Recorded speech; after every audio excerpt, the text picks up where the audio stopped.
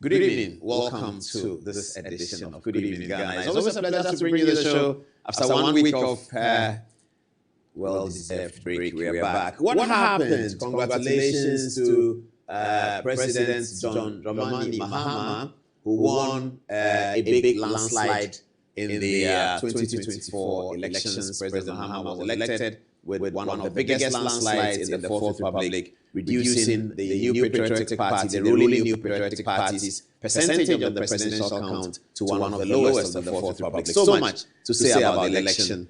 Congratulations, Mr. President. Congratulations, that was a well-fought victory. Okay, now I have the conversation with Musa Dankwa. Can you put his photograph over there? They do. So I have received numerous tons of text messages, and everyone has shared the video of Oladumoche saying something about Musa Dankwa's analysis. It's been shared everywhere. I have had my fair share of it. It is now my distinguished pleasure to say that I sincerely apologize to Musa Dankwa for being critical of his analysis, which has tended to be spot on.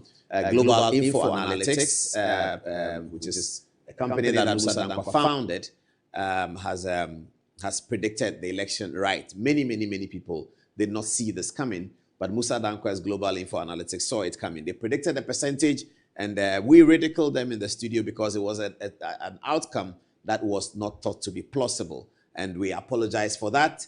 We withdraw the ridicule, and we salute you, Musa Dankwa and Global Info Analytics. We'll be calling him to come into the studio, if he will, to share some of his opinions and his views with us. But I'll be making a call to him. Tell Musa Dankwa that I'll be placing a call to him to have a conversation about his work and to invite him to come to our studios. That's Musa Dankwa. Let's play the editorial montage that we just played again for Musa Dankwa. Ghana, we now have freedom. Let's play. Before we'll be transcendent we'll be talking about the appointments that are being considered, the number of appointments that President Mahama will be making, which is coming up soon. We'll show you photographs and we'll show you some of the little conversations going on about these appointments. And then tonight also, we're talking about the things that President Mahama said that he would do in this first 90 days. There's a document where President Mahama outlines what he'll be doing in 90 days. We'll just have a look at that as well. And then the big conversation about the parliamentary majority. What can the parliamentary majority do? Later tonight, we'll be taking you into Article 290 to see what parliamentary majorities can do about entrenched clauses in the Constitution. And what also can the two-thirds parliamentary majority do? We'll be taking you into the Constitution tonight. All of that is coming up. The appointment, President Mahama's list of things that he wants to do, Article 290, and a lot more. There's also a video that I'll be showing you with an interview that I conducted with the learned Archbishop, Nicholas Duncan Williams. He told me something about Ghanaian politics, and we'll be sharing that video with you also later tonight. It's a pleasure always to come here and present to you politics and current affairs. Now, let's get into the story. So President Mahama has been elected president of Ghana for the next 4 years, ending in sometime in 2028, December thereafter.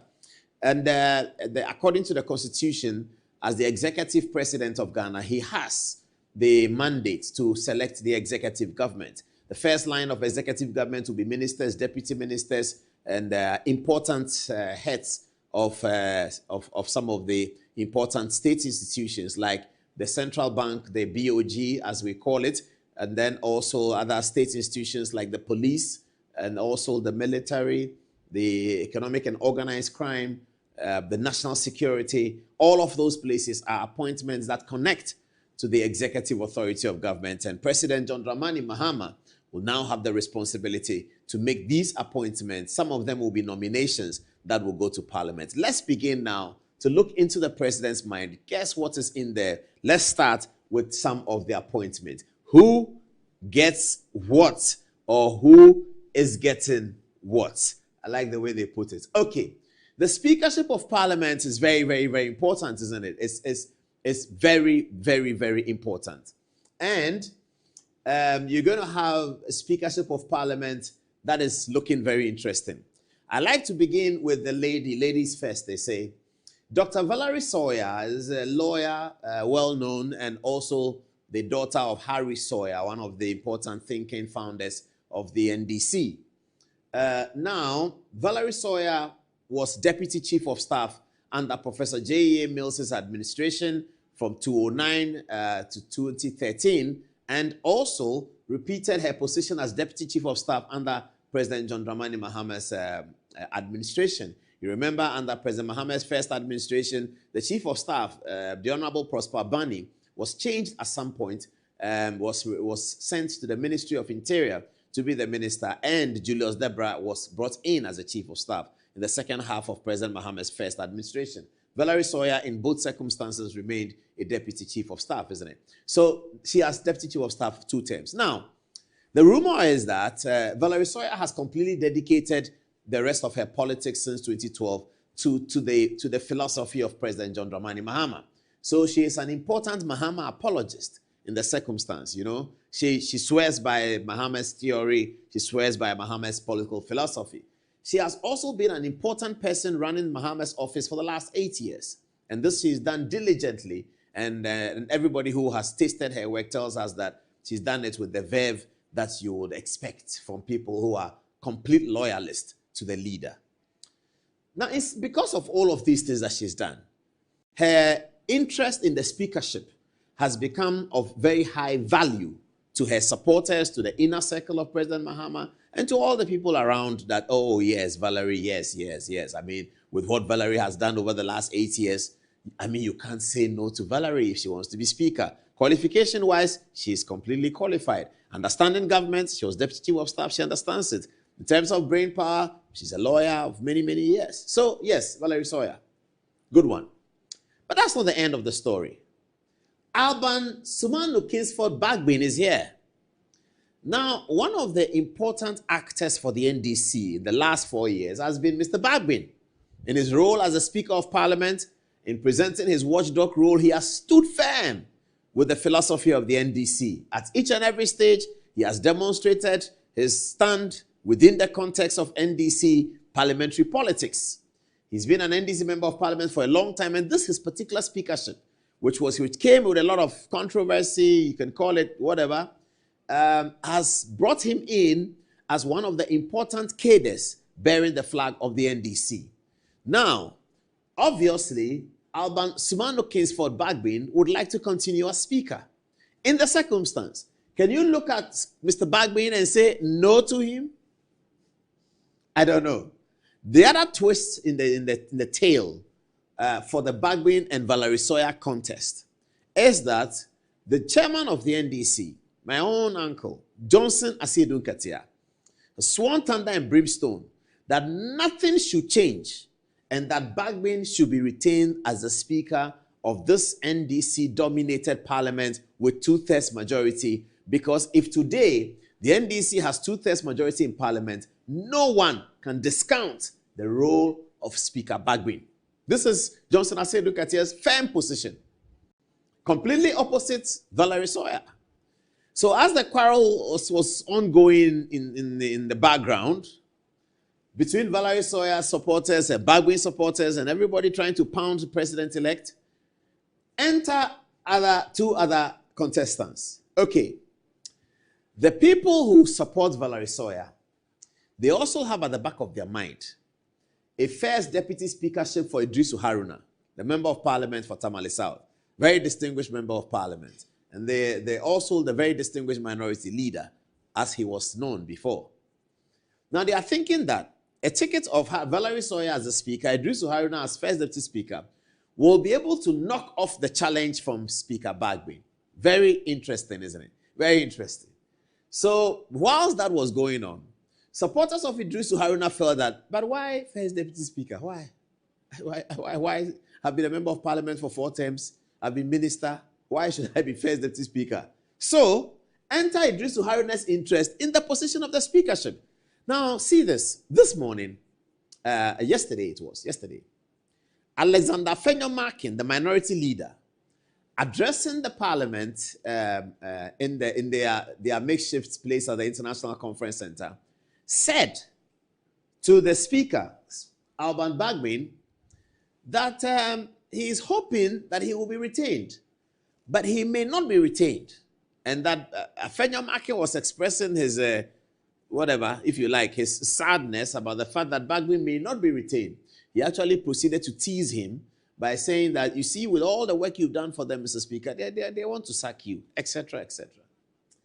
Now, Afenyomakin also said on the floor of the House that if for whatever reason the NDC and his leadership don't want Bagbin in Parliament, they should tell them, the NDC and his leadership, they should tell them that they must have a speaker from within.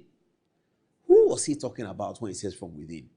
Distinguished ladies and gentlemen, I submit that Alexander Afenyomakin had only one person in mind. It was Idrisu Haruna. That's what is happening. So, everyone is looking at this contest. Alban Bagbin, Valerie Sawyer, Idrisu Haruna, and the people are saying that, why are you fighting over speaker? President Mahama did one term. He's gone. He's coming to do a second term. Okay. When he did his first term, his speaker was Do Ajao, who is a very experienced member of parliament. Do Ajao also was thought to be a successful speaker. Okay. So this is a simple calculation. President Mahama has returned to the presidency by a whooping, big, wide, huge, significant margin. The Honorable Do Ajao has been a bulwark support for the NDC, resolving most of the conflicts that have gotten the NDC's unity that propelled them to power. So you cannot discount Do Ajao's role as the behind-the-scenes elder person of the party in actually working on the Volta region conflicts, which have helped the NDC today. You cannot discount Do Ajao in that work. In the circumstances, President Mahama has returned. Do Ajao returns, Speaker of the Parliament. Great argument. What's going to happen? Let's keep our eye on this space. Let's keep our eye on this space and see what's going to happen. But we have a lot more to tell you about other positions and other ministries. Maybe we'll take a short break and come back to do some of the rest. And then also talk about the stuff that President Mahama has to do, isn't it? All right, viewers, let's take a break. When we come back, we'll look at other ministries, what's going to happen in finance, what's going to happen in Attorney General, what's going to happen at Foreign Affairs. Very interesting. Defense also, Interior. We have all the list here for you. After the break, we'll be right back. This is Good Evening Ghana and it's live.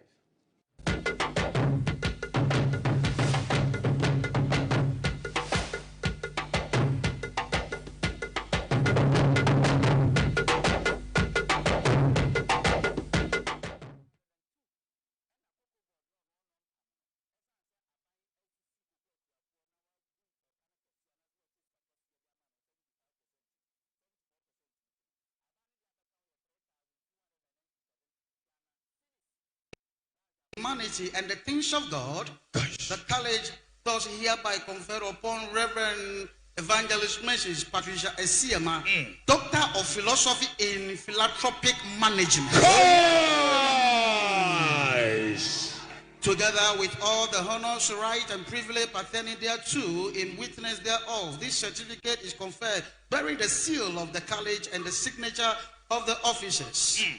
Therefore, by the power vested upon me as the chancellor and the president of this noble college, I conferred upon you Doctor of Philosophy in Philanthropic Management. Amen. Wow. Wow. Heavyweight champion. Heavyweight champion. Wave your handkerchief. And then, the Menyan Wakasia doctorate. This is the second time I have received the doctorate of humanitarian. I received the first one on 2015. Okay. And I am for free UK. Ebebome. And no enema Reverend Doctor. The family Reverend and the doctor Ekahono. Now any people brain doctor no ase. And 2024. Erade ayadom. And at the same abasobody and yasai amame dia to sumi you know. Wait till I say Bible say the yachichire was asin sono. I yachichire sono. Upon many year ni mi BBM no. Say yetimi aboma abasobody a ye atoye ani mobrohu abasobody emprenoa. Menim se adoyenti heaven menye biako. Amen. Jesus. So I thank my husband, Prophet Angel Esiama. Bema wechina mechi arewomo enichemu eradi nshirano. Heavyweight Asafo. Yes. Heavyweight champion international ministry. Media the Reverend Dr. Evangelist Petition.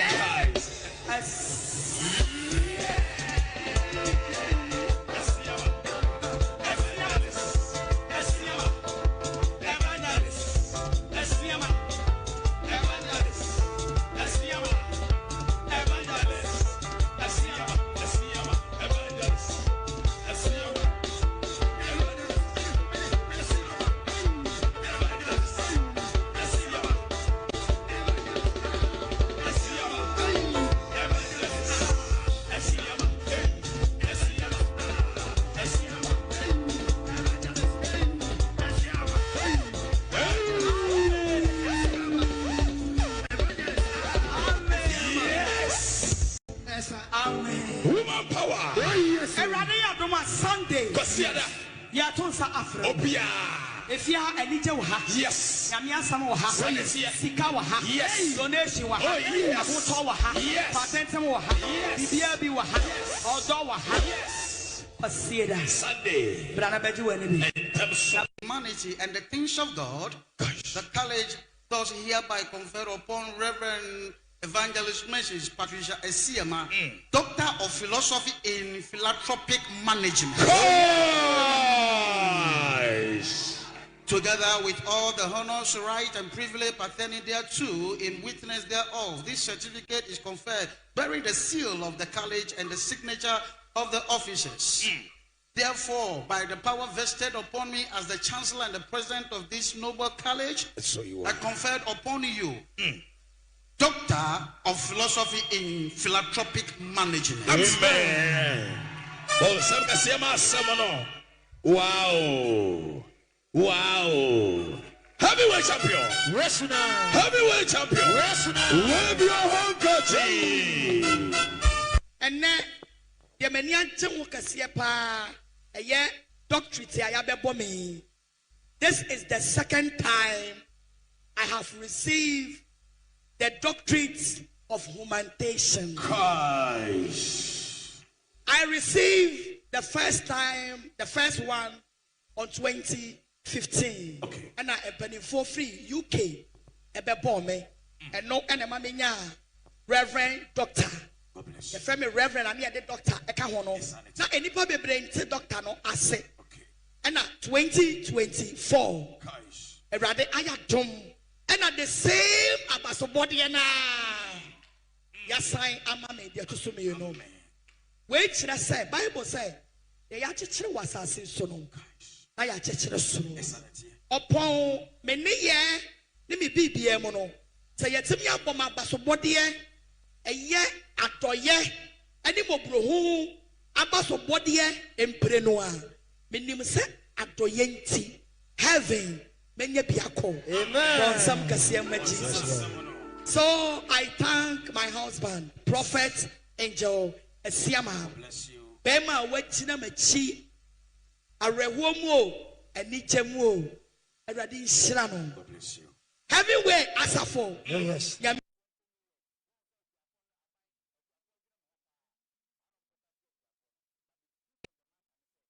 Humanity and the things of God, the college does hereby confer upon Reverend Evangelist Mrs. Patricia Esiama, Doctor of Philosophy in Philanthropic Management.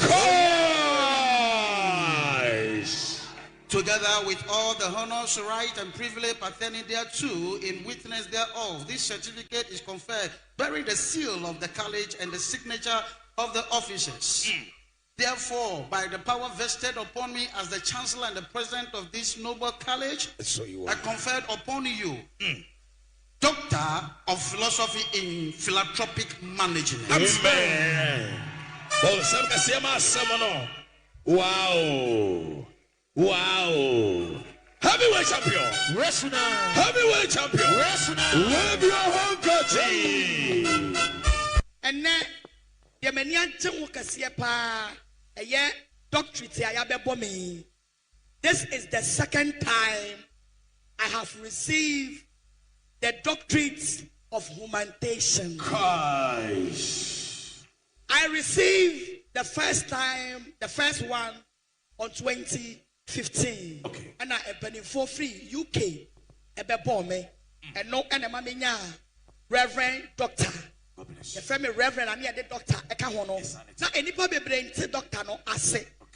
And 2024. A rather ayadom. And at the same abasobody and yes, I am a media to sumi, you know.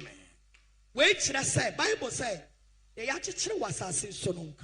I Yachich upon many year, let me be mono. Say, yet to me up on my basobody, a year after year, any more bro, abasobody, emprenoir. Minim set at Doyenti, heaven. Amen. So I thank my husband, Prophet Angel Esiama. Bema wetina mechi arewomo enichemu eradi nshirano. Heavyweight asafo. Yes.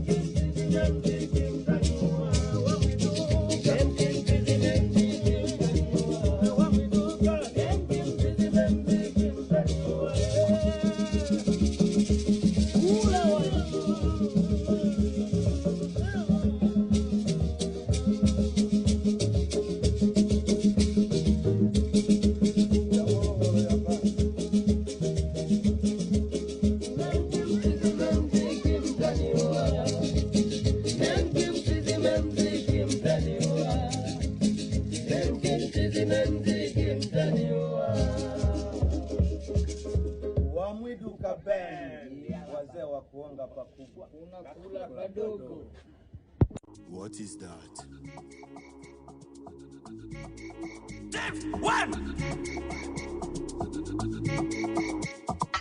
Life is short, star. Me da shima drop, bro.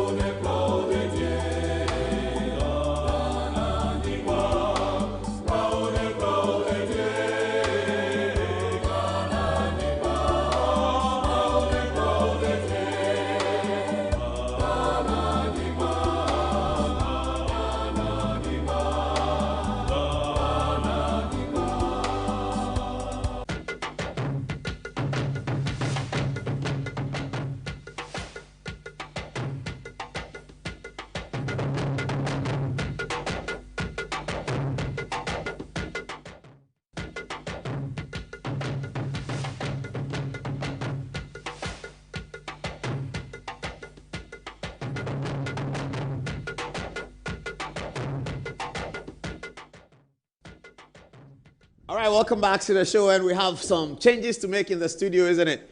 Absolutely incredible. Okay, the book is still here, okay? The Africa's New Constitutional Leadership, the 77 Stories that Define Ghana's Fourth Republic is still here. We're going to resume the promotion of the book after the 7th January event of the swearing in of the new president and the vice president. And the 9th of 6th January, the swearing in of the new parliament, the 9th parliament of the Fourth Republic, with 2/3 majority for one party. Tonight we'll be dealing with it. But news has just come in. News has just come in. News has come in. Justice Tokonu has today seen a petition in the public.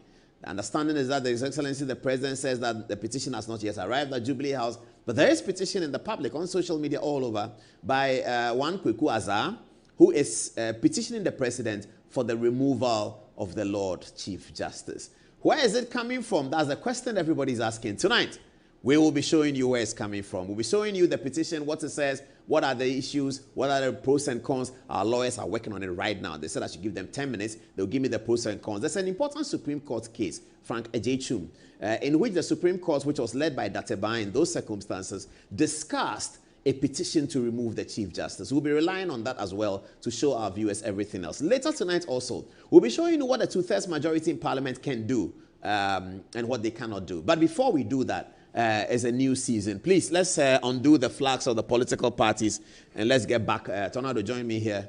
Let's get back to working as a people. So the flags of the new patriotic party that lost the election so badly is nicely folded here. And that of the National Democratic Congress that was victorious in the election, that also has to go in the circumstances. And we will have the Ghana flag replacing those flags in the studio today. Okay, Tornado is my man, so he's helping me to achieve that. So let's fold it out nicely. It's a new season of political programming. Did I turn the elephant upside down? I'm sorry. I didn't deliberately do that. So we will come back to these flags. You know when, don't you? God give us grace and life.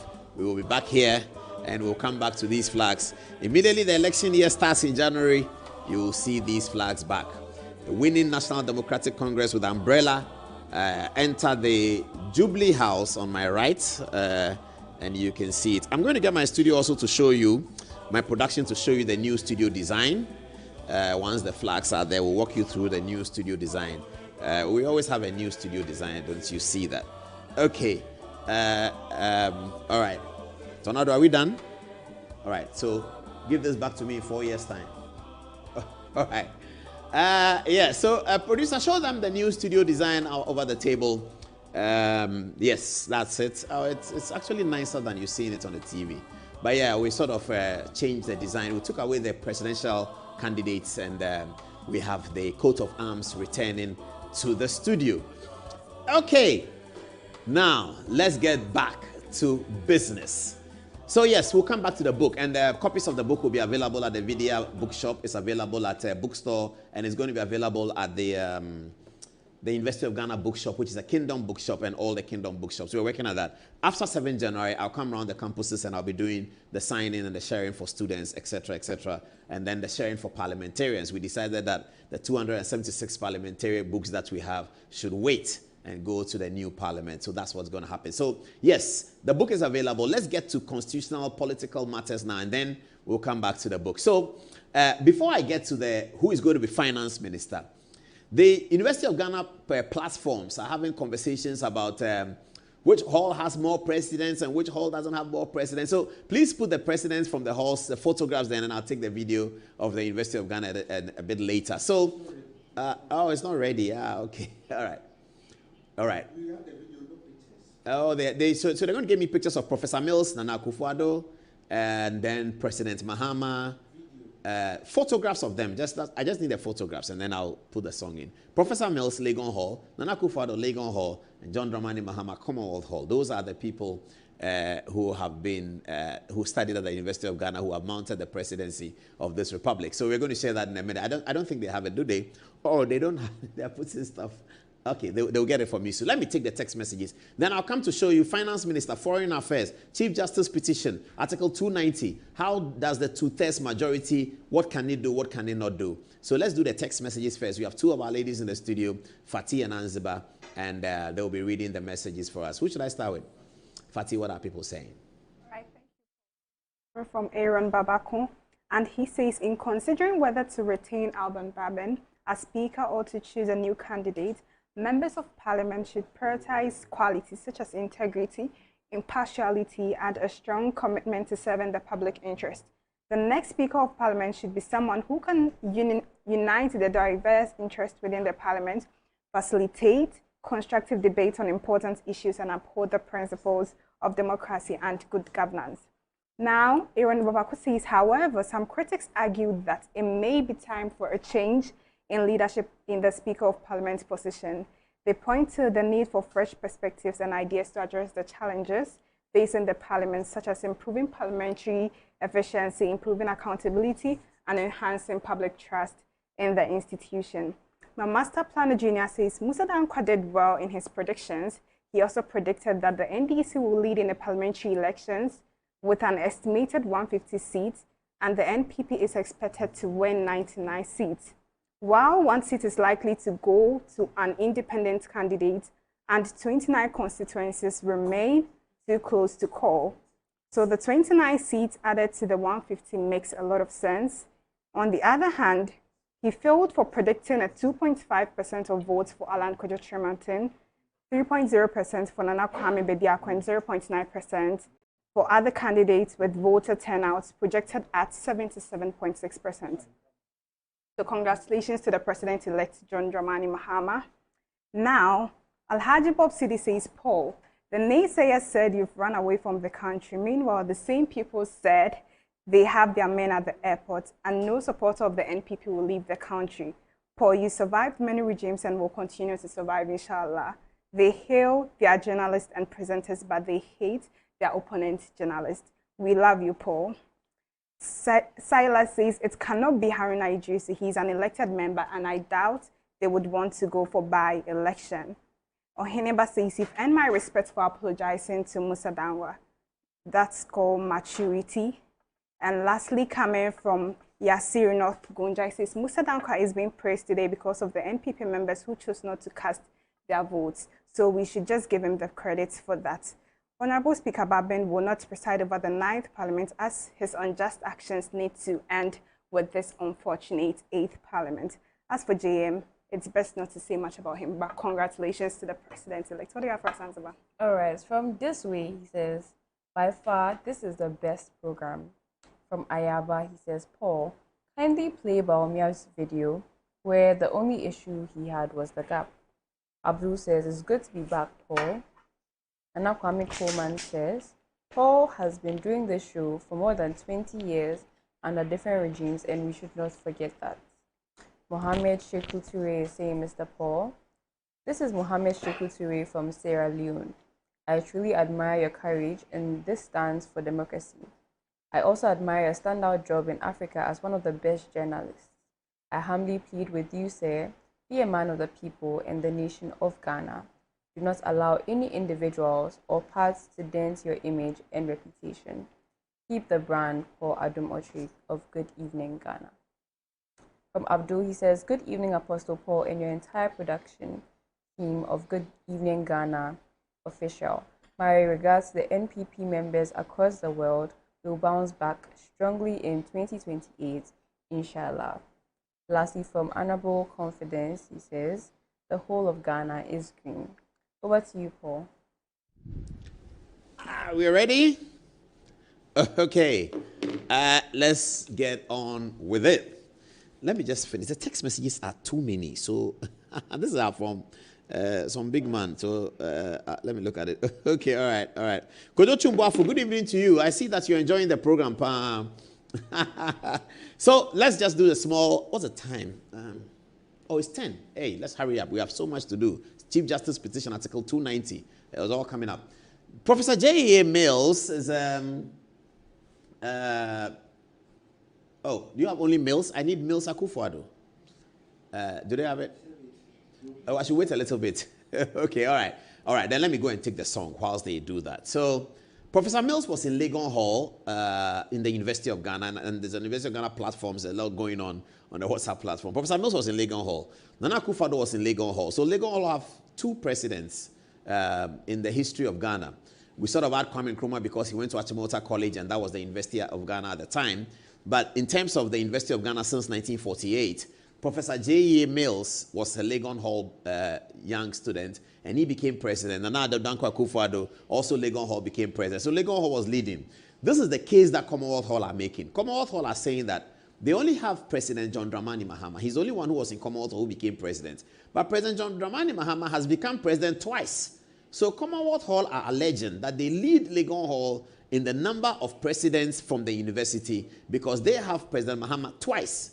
Legon Hall has one Mills, one Akufo-Addo. Commonwealth has two. It just shows that the University of Ghana has lived up to its billing. The University of Ghana has lived up to its expectation. The University of Ghana has lived up to the billing of raising leaders for the future. Here is a tribute to the Premier University of Ghana by showing you again pictures of the campus underlay with the university anthem. The University of Ghana, our nation's hope and glory. Here it is.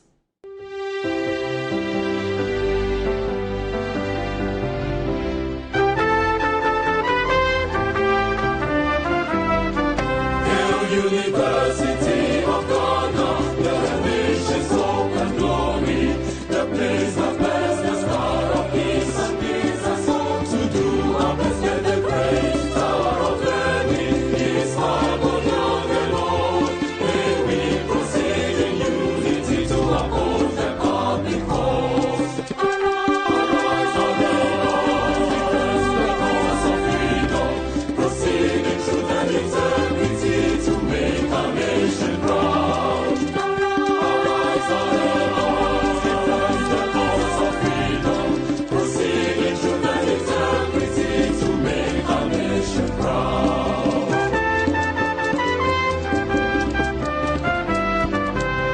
We ask for strength and wisdom as we climb the hill of learning. May we excel whatever we do as we prepare to face the world with a mind ready as all times and a conscious spirit to feel. May we proceed in unity to oppose the public cause. Arise, arise, defend the cause of freedom, proceed in truth and integrity to make our nation proud. Arise, arise, defend the cause of freedom, proceed in truth and integrity to make our nation proud. Arise, arise, defend the cause of freedom, proceed in truth and integrity to make our nation proud. Arise, arise, defend the cause of freedom, proceed in truth and integrity to make our nation proud. Tributes paid to the University of Ghana. Let's get to overdraft. Finance Ministry is the most important position that President Mahama is having sleepless nights about. Now, finance is so important. This afternoon, Mohamed Amin Anta, the outgoing finance minister, said boldly and confidently that the MPP was leaving the Ghanaian financial state in a good situation. 2-3 days ago, it was published that the economy is growing at 7 point something post-COVID, and that's significant. That's phenomenal. Well, as we always say, we don't feel it in our pocket, but the statistics are showing something. Hopefully, we'll feel it in our pocket soon. So, whoever comes into the finance ministry is critical in terms of the success of President Mahama's 4-year term.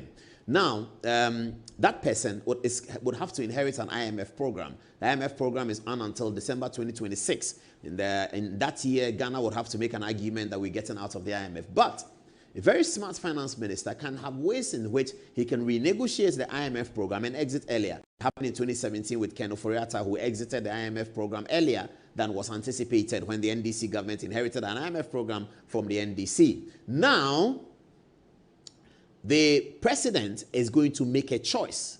Who is he going to make the choice for? What appears to be very obvious is Kaisel Atuforsen. Why is that obvious? Kaisel Atuforsen is coming from a background as a minister of state, also a deputy minister of finance or a minister of state. I think he's a minister of state at the Ministry of Finance. That's Atuforsen. That's where he's coming from. He has a PhD in that from KNUST. He has been in the 2017, 18, 19. He was the ranking member for the Finance Committee. He was the leading NDC person on the Finance Committee, isn't it? So Atuforsen, he's been talking about finance and economy a lot. During the e-levy processes, he championed the agenda against the e-levy. Most of the taxes that government have introduced in the parliament, he's championed the narrative against it. So he, Atuforsen, has had a lot of information about the recent past financial dealings at the Ministry of Finance and Economic Planning and the Bank of Ghana. So he comes across as the easiest and obvious choice, isn't it? He then became majority leader going into the election. And one of the reasons that was given for him to be majority leader, according to Johnson Asiedu Nketia, the chairman of the party, was that Atuforsen understands finance. And the problem that Ghanaians are confronting now is the problem of finance. Okay, so Forsen appears to be the obvious, easy choice. But hold on. The choice of Ministry of Finance, and I have a personal experience with this, is a choice of the president's personal relationship with somebody who understands finance, who can look after the finance for the president. Now, I learned this very early. I learned this lesson very early in my journalism and news reporting career in 2001. I was having a conversation in those days with a very senior MPP person. I'm not going to mention his name. I'm sure when I start the story, he will know. And I was telling him after the event of during the frenzy of the Kufuor victory of the second round of election 2000, I was asking him, those of us who were young at that time, 20-something, we were very excited by people who came from abroad and were speaking slangs, Kofi Wayo, Kofi Kunudua Preku, and were talking the politics against Rawlings and all that. We were very excited about those things. So Kofi Kunudua Preku excited all of us with his pungent analysis, sharp shooting, his sound bites. When you're a journalist in those days, Apreku always give you a sound bite. He gave me an important sound bite in the 2000 election. It made me very famous in the Joy newsroom. When I put the microphone to him, he told me, and I was asking him about the budget. The budget had just been presented by Kwame Pepra sometime in March of 2000, the election year. And I asked Apreku that, he was a spokesperson on finance. I asked him that, what do you think about the budget? And he said, it's a lame duck budget from a lame duck government. I think if you Google it, it will come. And then quickly I published it, and it became a big thing for him. Next time he saw me, patted me on my shoulder and said, that was a good story, isn't it? So Kofi Kunadu Apreku was there. Then I asked this important person that, will Kofi Kunadu Apreku become finance minister? We spoke in Chi. He looked at me and said, Paula Dumochepa, what chess are you calling? What did he say? I looked at him confused. Nobody had asked me before. I must have been 26 or something. I told him my age. He laughed. I said, what chess are you calling? Now, J. Kufuor, a winning presidency, Apreku, a finance minister. And I was confused about what he was saying. I said, but why? Why not? He's a spokesperson. He said, no. Finance minister is not chosen like that. Finance minister is chosen by the president for somebody that he is his person, proper person. That's how they choose finance minister. Tony Blair, Gordon Brown. You look at it, Kwame Nkrumah, Komla Gbedema. Buzia, J.H. Mensah. You look at it, Achampon, Don Kofojo. So people choose people to be finance minister who are their person. Perhaps you can say about Rawlings, who really didn't quite do that. He just had Kwesi Boche there. Kwesi Boche was not his person. He didn't quite know him, but he allowed him to roll because other people were supervising Kwesi Boche, etc., etc. But so from that day, I understood it. Then when Osafo Mafu became finance minister, in my news reporting, I observed the discomforts from the center relating to Osafo Mafu. When Ban Redu became, I observed the tenacity and how Ban Redu was held onto by the center, and the center held onto him. You could tell that this was a real romantic relationship between a president and his finance minister. We have not forgotten Akufo-Addo and Ken Ofori-Atta. So given that context, who here is the one that you will pick as John Dramani Mahame's person? Atuforsen, yes, to some extent. Andani here. Andani is the MD of Stanbic. We all know him very well. He's contributed a lot to the Ghanaian financial industry and institutions. Andani is great. Andani here, yes. But if you take up these three people, the person that is John Mahame's person is Nasiru. So what's going to happen? I don't know. But this is the choice that confronts the president right now. Is he going to go? If he doesn't go for Kaysel Atuforsen, he would have let a lot of people down. There are a lot of interest standing behind Atuforsen. And these interests are typically interests that have manifestly supported the NDC in opposition. Some are businessmen, some are parliamentarians, some are party executives, some are regional executives. For all of these people, Atuforsen is their man. When you move the political analysis to the northern region, to Tamale, Nashiru will be the man. Now let me tell you something, and I know this. Most of the NDC events that was held in the northern region, northeast and all of that, Tamale and all of that, and the crowds appear, even some DM didn't attend. Most of it was organized by Nashiru. He paid for it, he organized it, he did the security, he did everything. Nashiru did most of the things that happened in Tamale for the NDC. And the results from the north is phenomenal. So you can credit that to Nashiru. You might not be able to credit a result from any part of the region to Atuforsen, but you know that Atuforsen held the parliament together for the NDC strongly. Even with times when he was struggling, he was still pushing. Andani is a great brain, and it's a stabilizing factor. If you put Andani as Minister of Finance, people are going to be calm about it. People are going to think that, oh, we have a finance minister that we can talk to. I guess the same goes for most of them, but more for Andani. Andani is a choice that corporate Ghana will applaud. Corporate Ghana will relax. Everyone is looking at the new president to see what decision he will make and to see what is animating his decisions. Now, if you put Andani there, you satisfy majority of the people, isn't it? So, what is the verdict? My gut feeling is that President Mahama is going to have a hard thinking between Nashiru and Atuforsen, and he's going to choose one of them. That's my gut feeling. I may be wrong, but on Thursday, I'll come back to you with more information. He's calling me. The guy that I told you, Ofa, I don't want to mention your name. I won't mention your name. Don't call me. Don't worry. I won't mention your name. The guy that I told you about the Kufuor story, he's calling me. Ofa, by now he's over 70, pushing 80, I think. Over the year why. And I finish, I'll call you. All right. So I'm thinking that the choice is between Nashiru and Kaysel Atuforsen. By Thursday, when we come back on Good Evening Ghana, I may be able to narrow it down to somebody. And Danny might be going elsewhere. And as we get in, you will see it. Let's move on. Next, this is the big one. Attorney General, Minister of Justice, Godfrey Dame's position. Everybody wants Godfrey Dame's position. Everyone wants Godfrey Dame's position. Look at the list, and it may be longer. So let's start. Let's begin with Marietta Brew. Now, Marietta Brew is the former Attorney General, yeah? She is. And she handed over to Gloria Kufu, who was Godfrey Dame's first boss as he was Deputy Attorney General.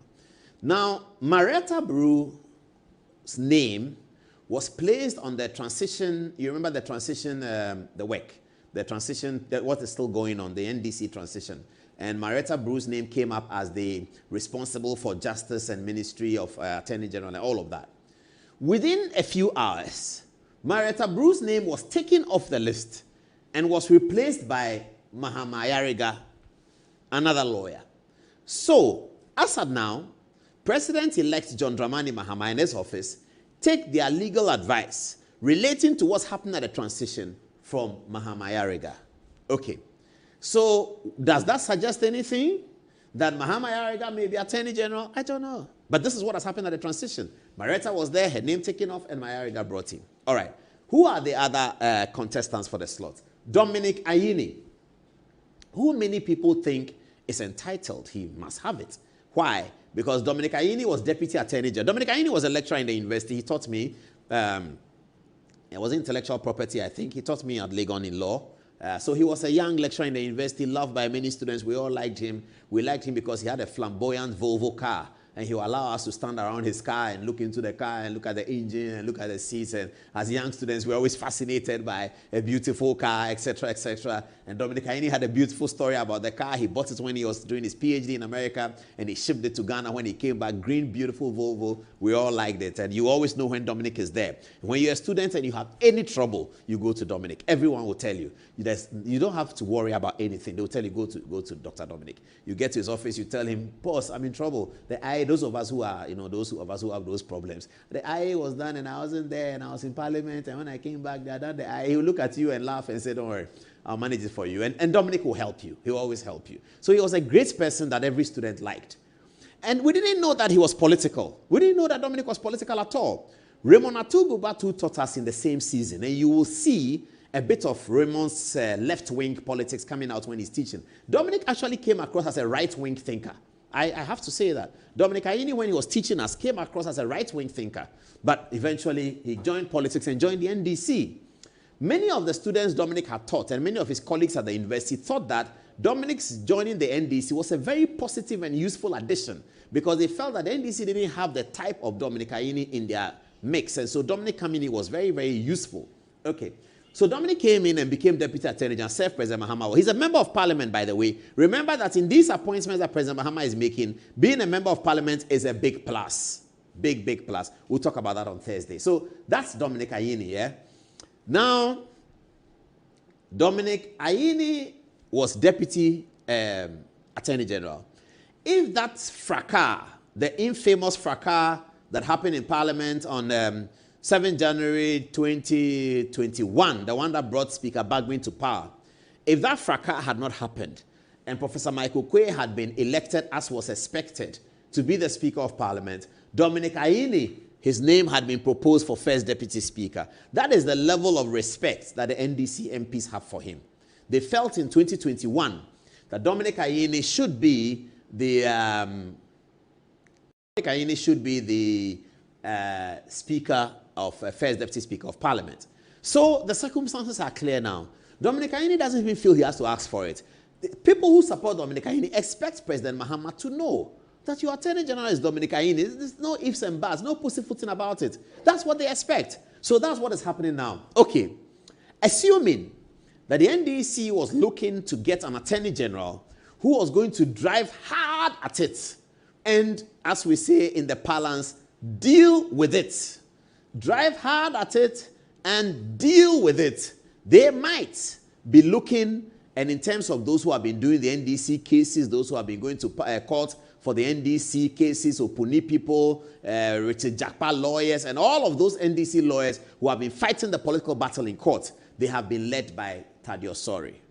So, for that group of people who have been quite instrumental in keeping the NDC's image afloat and in making sure that the judicial system is not used to bully the NDC, for those people who lay down their legal career to fight the cause of John Dramani Mahama, they all think that now that John Dramani Mahama is elected with such a large majority, it is time to remember Thaddeus Sori. So, they are thinking, Mr. President, Thaddeus Sori is not a member of Parliament, he's not even a regular politician, but if you want somebody who can deal with it, you have to come to Thaddeus.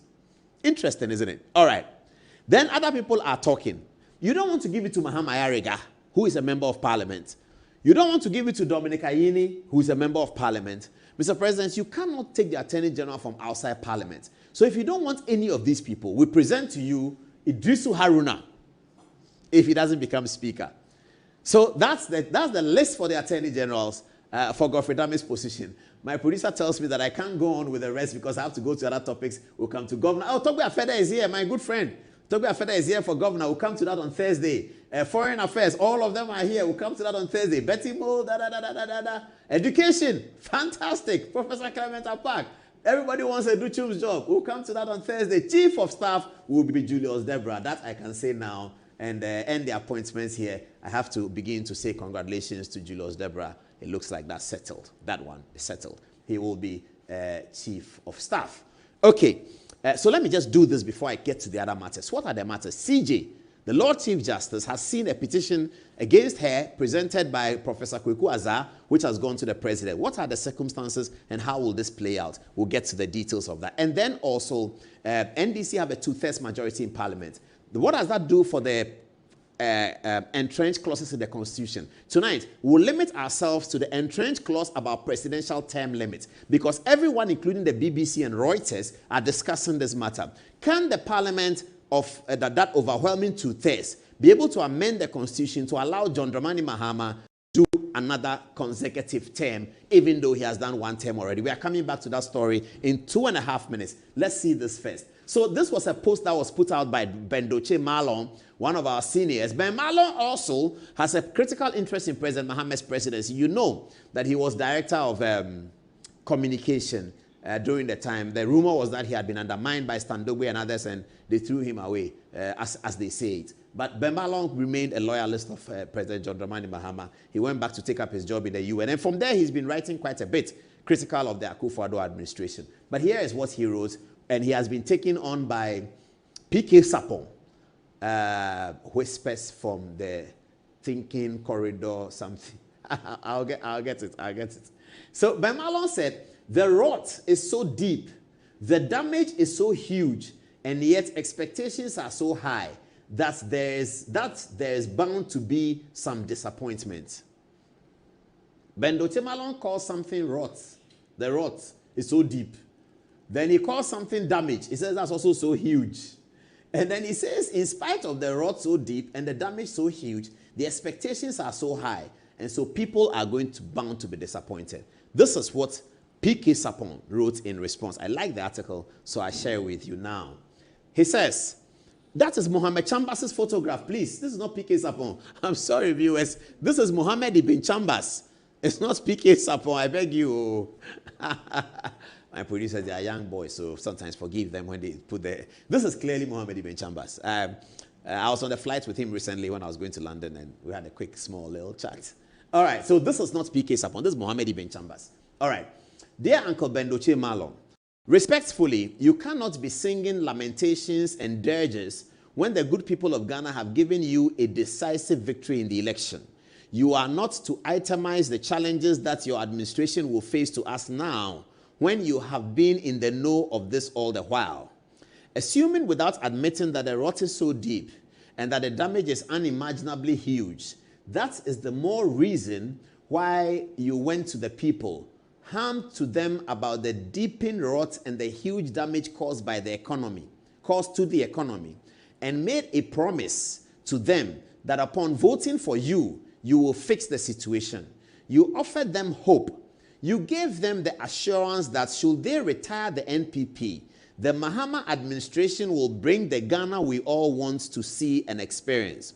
You injected higher expectations into the minds and hearts of the people. You told them you had what it takes to paddle the decrepit canoe to safety, and that's the more reason they have voted for you. You cannot, therefore, fault Ghanaians to nurse higher expectations. Sir, P.K. Sapon says, you made a promise to them. You promised to build bridges at places where there are no rivers, literally. You promised them honey and milk. You promised to alleviate their sufferings with game-changing policies and programs. The people have voted for you because the 24-hour economy promise. They expect you to abolish e-levy, betting, COVID-19, and emissions taxes. They voted for you to stop galamsey and all forms of illegal mining activities. They expect import duties to be reduced drastically. They want prices of goods to come down considerably. They expect you people to improve free SHS and to include private schools in its implementation. Ghanaians expect their lives to be better under Mahama presidency. Sir, you made them believe in you. The reason you won overwhelmingly. You cannot disappoint them, please. You cannot disappoint us, sir. P.K. Sapon whispers from the corridors of the thinking place. I've seen this before. In 2017, I saw this. In 2009, I saw this. In 2001, when they were doing Proceed on Leave, I saw this. I've seen it. I don't know what's going to happen, but this is very familiar. In terms of people saying, you have been voted for, just go and do the job and stop complaining. You have been voted for, just did and then stop this. One time, Nana Akufo-Addo had occasion to call Professor Mills when he was president, Professor Doolittle. Because Akufo-Addo had arrived from a trip in England and he was asked, how do you see the government after losing the election, Professor Mills, 6 months? He said he's complaining about what? He's been elected. I call him Professor Doolittle. So we've seen that before. P.K. Sapon, thank you very much for reminding Uncle Bendoche Malong that, hey, Ben Malong, welcome to the job. Now, Ben Malong may have forgotten, but I did a very interesting journey with him in 2001 here in Ghana. We had met in London. You know, in 2001, I had been at the BBC doing the election And Ben Malone was about that time exiting, something like that. So I'll go to his house in London after work, and you ask me, what is Jenny Horrocks saying? What is Robin Wise? What role are they giving me? Etc., etc. So when I came to Ghana, he happened to visit Ghana. We had a common friend called Mawe Nyega, and he was with Mawe Nyega. So I went to see him, and he asked me to take him to the State House. At the time, Kufuor had started his presidency from there. And Ben wanted to pay a courtesy call on Elizabeth Ohene. So Ben and I went to State House to see Elizabeth Ohene. This is very beginning of Kufuor's administration, months, 6 months, 5 months. Elizabeth Ohene was operating from there as the director of communication, and they went in, we sat down. Elizabeth was too busy to see us. Ken Oforiatta was having meetings with Reko Brobe because we were looking at Sahara oil, something, and Ben and I had a conversation, sitting down, waiting to see Elizabeth. We never really got to see her. She came to say hello, and we had to leave because she was very busy. But the conversation Ben Malone had with me has stayed with me since then. I will not talk about it now. Those of you who know him, ask him. He knows the conversation we had. We walked from the State House back to my car. He sat in my car. I drove him to Mawe Nyega, and we talked throughout the time. We were talking about what happens when governments change. That's the conversation we had. But it's not for public consumption. Tell Ben Dotemalo I said hello to him on television. I greet him well. Okay. Now, let's get to the big story. The Lord Chief Justice has something to deal with. A petition has come from Kweku Azar to the president for the removal of Justice Tokonu. Yeah, thank you, producer, for this. So this is Kweku Azar. I used to call him Kweku Azar, but we are friends now, aren't we? I've now become a member of GOGO. You know, he has a political party called GOGO. I'm now a member of GOGO. So this is Kweku Azar. I call him Kweku Azar sometimes. This is the Learned Chief Justice. He has sent a petition to the president to remove Justice Tokonu as the Chief Justice. This is a petition.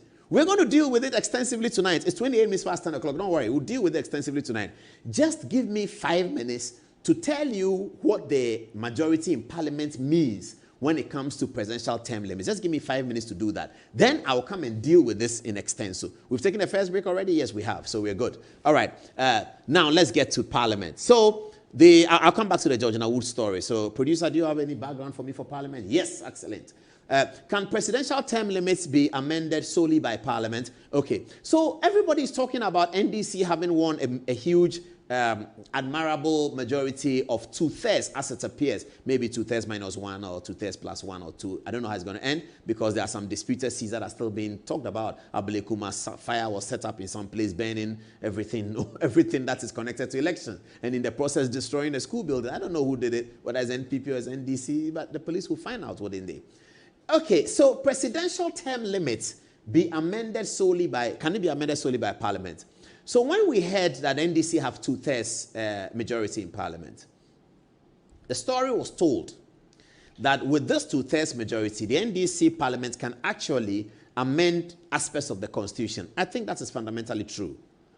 And they can amend the Constitution such that John Dramani Mahama, instead of serving 1 term, which is generally a difficult conversation, in terms of serving 1 term, he can now serve 2 terms, which will be more comfortable for businesses, for the international community, for those who want to deal with the president. A president coming in first time to be able to have the potential to do 2 terms is more admirable. It has longevity. You can deal with him. You can start a 6-year project and hope that he wins, and then etc., etc.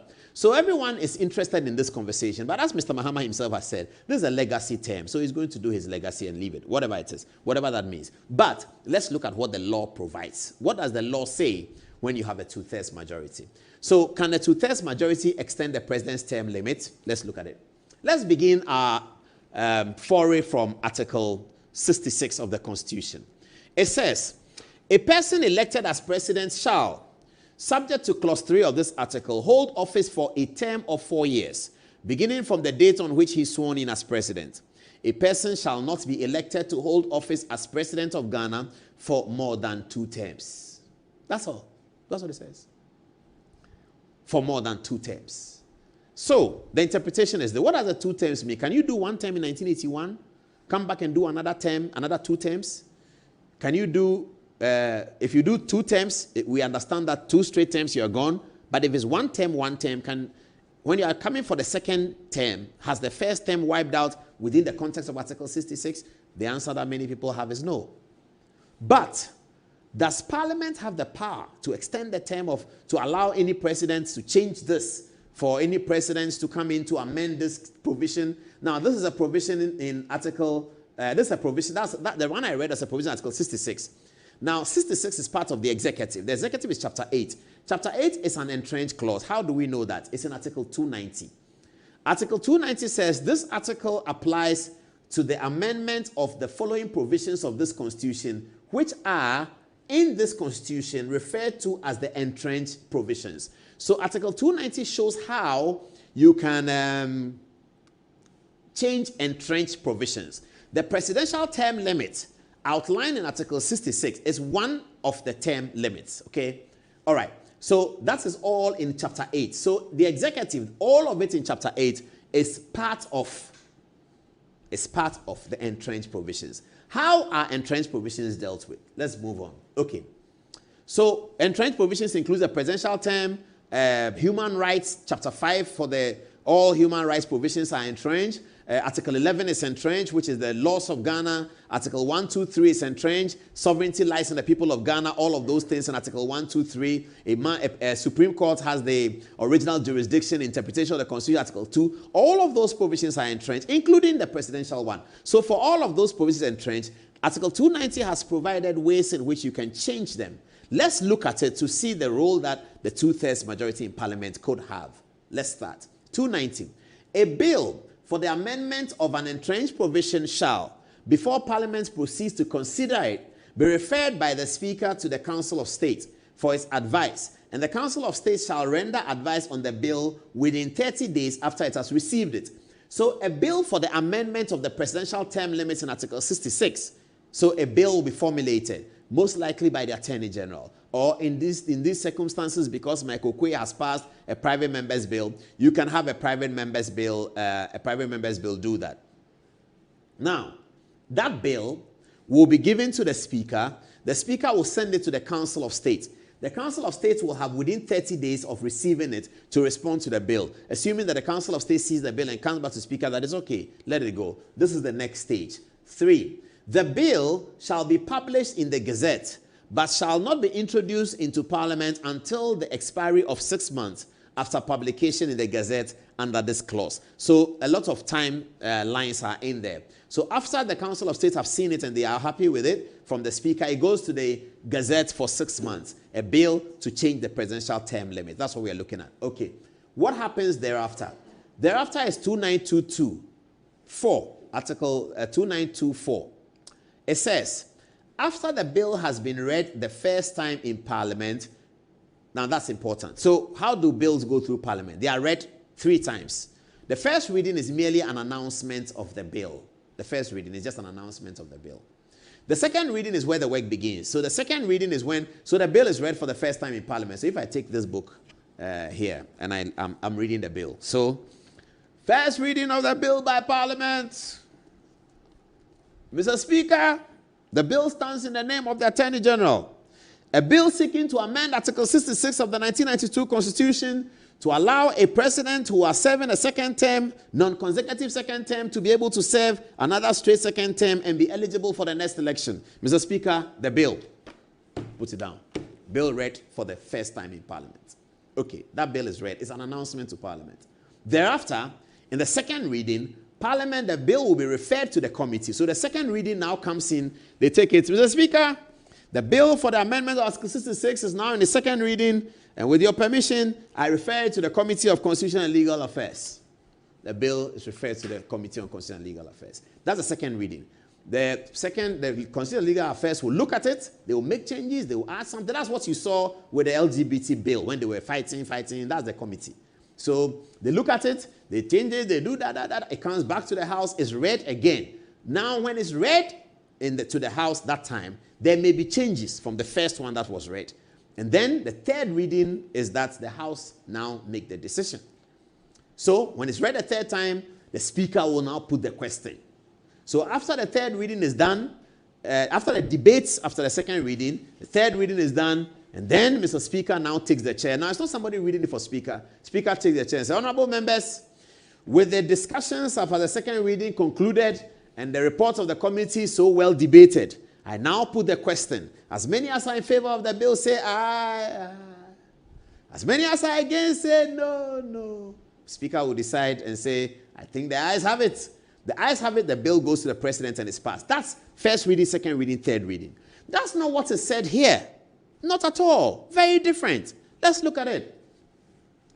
After the bill has been read the first time in Parliament, it shall not proceed with further, it shall not be proceeded with further unless it has been submitted to a referendum held throughout Ghana and at least 40% of the persons entitled to vote voted at the referendum, and at least 75% of the persons who voted cast their votes in favor of passing the bill. Let's get it again. After it has been read, nothing else shall be done about the bill unless it has been submitted to a referendum by the people of Ghana. That referendum should be held throughout Ghana, and at least 40% of the 18 million people on the registered voter must vote. And the number of people who vote out of the 40% minimum from the 18 million, 75% of those who vote must vote for the change. Now, when that happens, clause 5 says, where the bill is approved at the referendum, Parliament shall pass it. So you see, ladies and gentlemen, there's no role for a two-thirds majority in Parliament in the amendment of the presidential term limits. That's what we are all learning now. So whether you have two-thirds, or you have 5/3, or you have 1/3, or you don't have a majority, once a bill to amend an entrenched provision has returned positively from the Council of State, it is read in Parliament only once, and then it's submitted to the people. So the two-thirds majority of NDC is inconsequential to the NDC's decision to amend Article 66 of the Constitution to allow President Mahama to be able to run for the next election. It's completely inconsequential to it. I'm not sure why all the media have bought into the idea two-thirds majority can amend. It's so false. It's untrue. This is the provision of the law. It is the people of Ghana that can make the determination. Parliament has no role at all. Parliament has actually even no votes. They cannot vote on it. The only votes that an MP can participate in the entrenched provisions being changed in the Constitution is that vote which he carries as an ordinary voter who votes as part of the 40% or as part of the 70%. That's all. No parliamentarian has a vote in this matter inside the Chamber of Parliament. The provision of the law does not allow the Chamber of Parliament, does not give the Chamber of Parliament any role in the decision making. Absolutely no role. That's what we are learning. There's no role for two-thirds majority in amending entrenched clauses of the 1992 Constitution. Zero role. Why have we all sat down and been railroaded into this? Two-thirds are going to change something. Yes, there are things that there are non-entrenched provisions that can be changed by Parliament. But I think we've changed all those that need to be changed. All the major ones are now entrenched. So the president's term limit is entrenched. And this is what Article 290 says. When we found out this, when we were looking at it on, when was it, on Saturday or so, we were all confused that, so Parliament has no role, and we had to convince ourselves that have we read the thing well? And we went back and read it again. And truly, Parliament has no role. That's for you. Let's take text messages. When we come back, why does Kweku Azar want the lead Lord Chief Justice out of the seat? When we come back from the text messages, we will take that. Who shall I start with on this occasion? Fatih, what are people saying? All right, thank you, Paul. So Abdul Salam Muhammad says, the next 4 years is going to be educative, informative, and entertaining. You can only get that experience on Good Evening Ghana. Paul is going to do what he does best, comment and tease. Get ready, guys. Paul is not going anywhere. Now Abu Saleh says Julius Debra and the Chief of Staff position is non-negotiable. Now Aaron Babaku says the role of the finance minister in any country is crucial to the economic stability and the growth of the nation. In the case of the Fourth Republic of Ghana, under the leadership of President-elect His Excellency John Dramani Mahama, the choice of who should be the next finance minister is of utmost importance. The finance minister is responsible for managing the country's finances, budget, planning, revenue generation, and economic policy. It's essential that the individual appointed to this position possesses the necessary qualifications, experience, and vision to steer the country towards economic prosperity. Now, Alberta Donko says, oh, nice, Paul. Today, dear, you are personally, physically on live. Nice, welcome, by the way, enjoying your analysis. Cointel says, those crying and ranting under the comment section can switch to Calvin Taylor. And lastly, coming from Augustine, he says, Honorable Haruna Ijusu said he doesn't have any interest in the speakership. What do you have for us, Anzaba? All right, from Aaron Babako, he says, in considering whether to retain Alban Bagbin as speaker or to choose a new candidate, members of parliament should prioritize qualities such as integrity, impartiality, and a strong commitment to serving the public interest. The next Speaker of Parliament should be someone who can unite a diverse interest within the Parliament, facilitate constructive debates on important issues, and uphold the principles of democracy and good governance. From Krenzo, he says, the one and only unshakable Paul. From Musa, he says, I'm watching you live from Wali Wali. Dominic says, this is the most intellectual political program ever in Ghana. Very educative as well.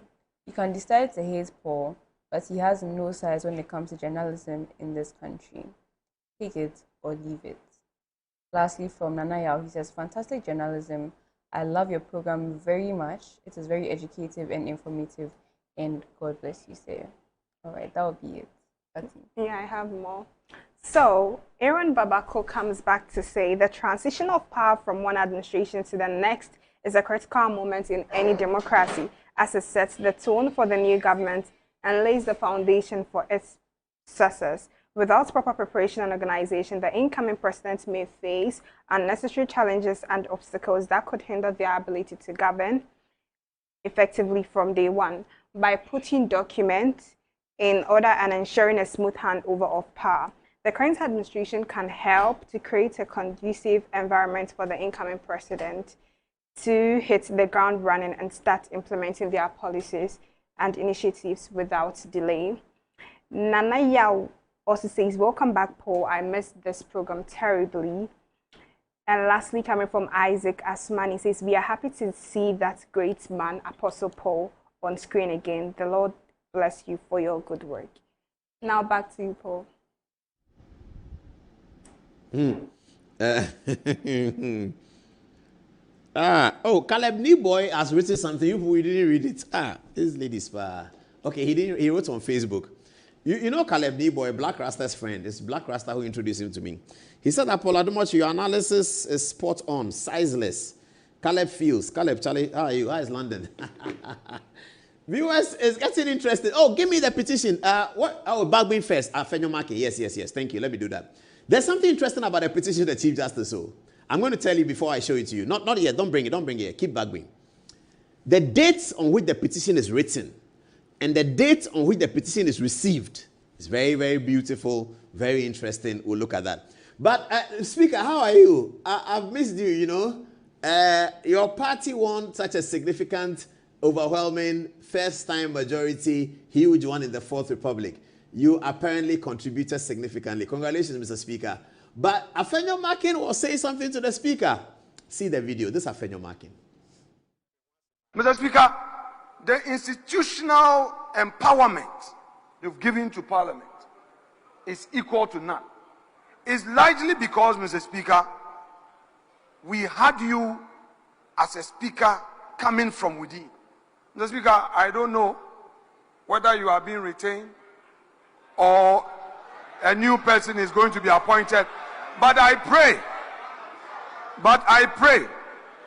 that if they decide, Mr. Speaker, if they sack you, Mr. Speaker, of all that you've done for them, they are going to sack you. Of all that Mr. Speaker has done for you, you are going to sack Mr. Speaker. We will see. Mr. Speaker, if they decide to retain you, I know Parliament is going to benefit. But should they decide to retire you, Mr. Speaker, they can do it. Oh, they can do it. They are unpredictable. They can do it. If they decide to retain you, the happiness of this house will gather further momentum. However, if the new government decides to bring a new speaker, that speaker should come from within. We don't want an outsider. We want somebody from within who would understand us.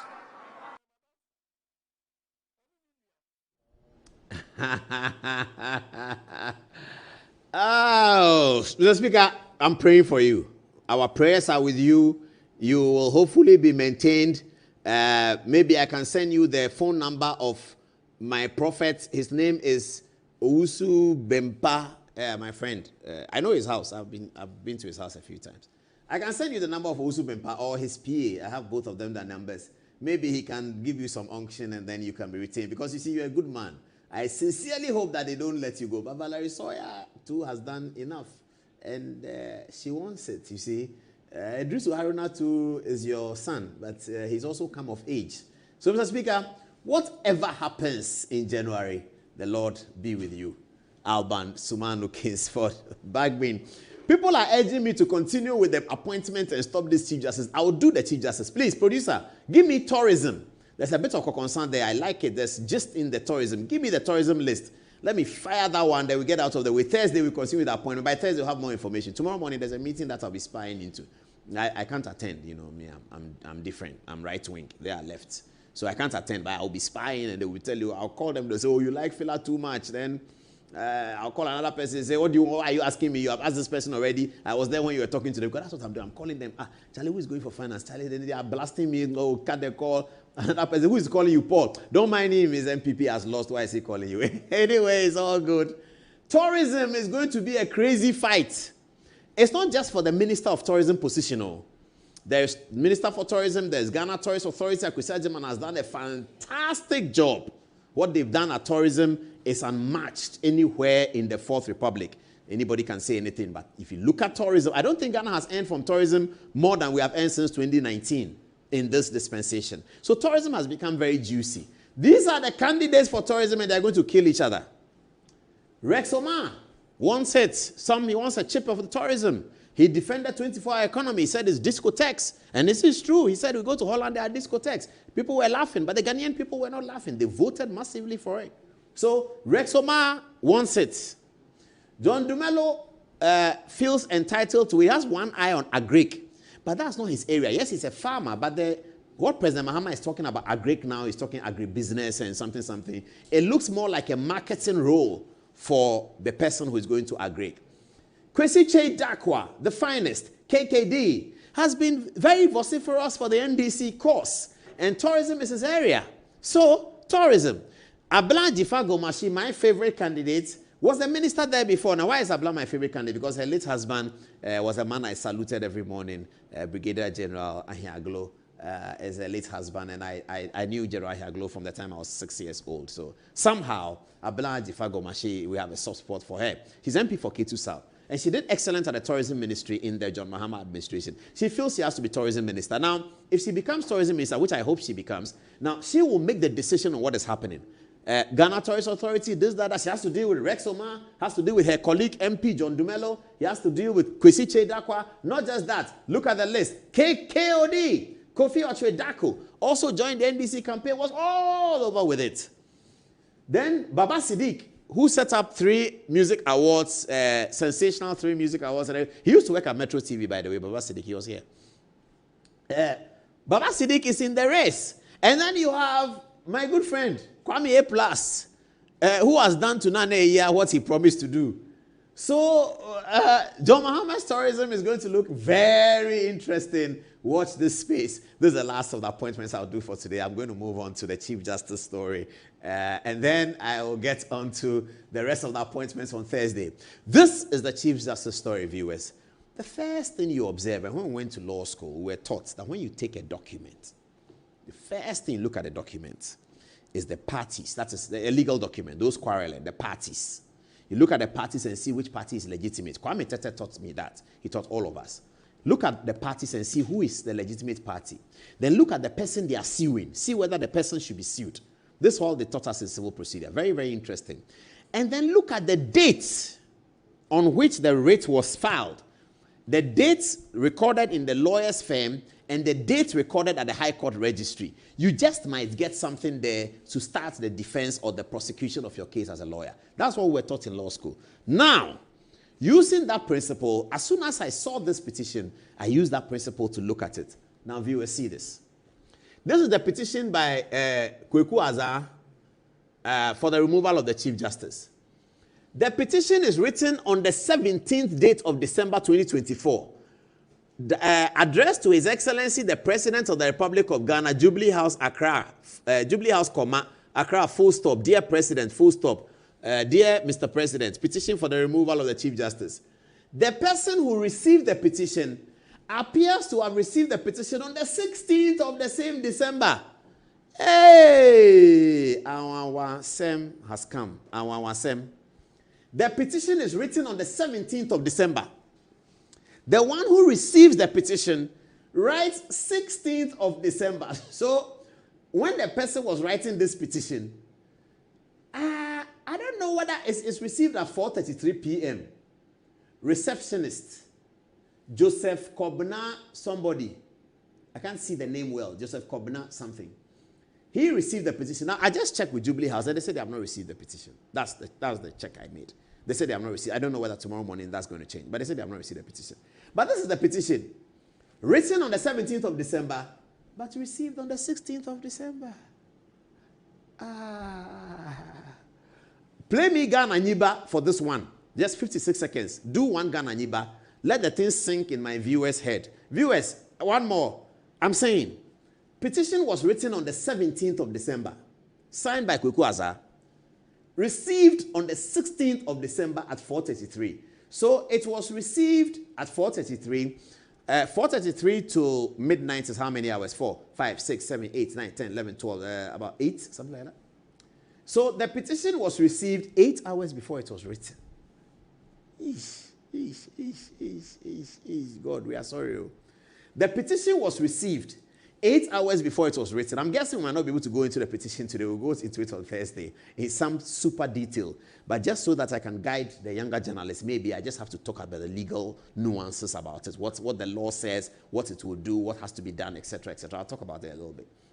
I might not be able to exhaust the entire petition, but on Thursday I'll go to step by step everything that Kweku Azar is alleging. But for tonight we'll talk about the petition and then the legal processes, and then we'll leave it there.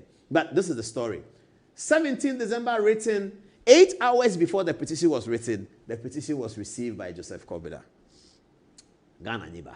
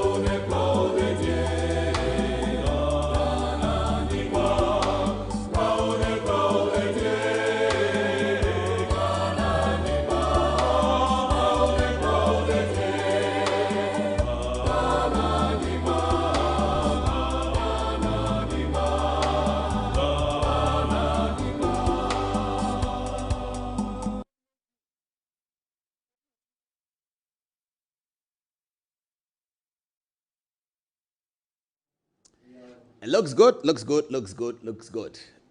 Producer just walked into the studio when you're watching Ghana Niba, and he explained to me how we can do it quickly. Okay. So let's go beyond the date debacle of the dates on the document. Does the date on the document itself invalidate the petition? I don't know. What's going to happen? The date. Does it invalidate the petition? I don't know. Okay.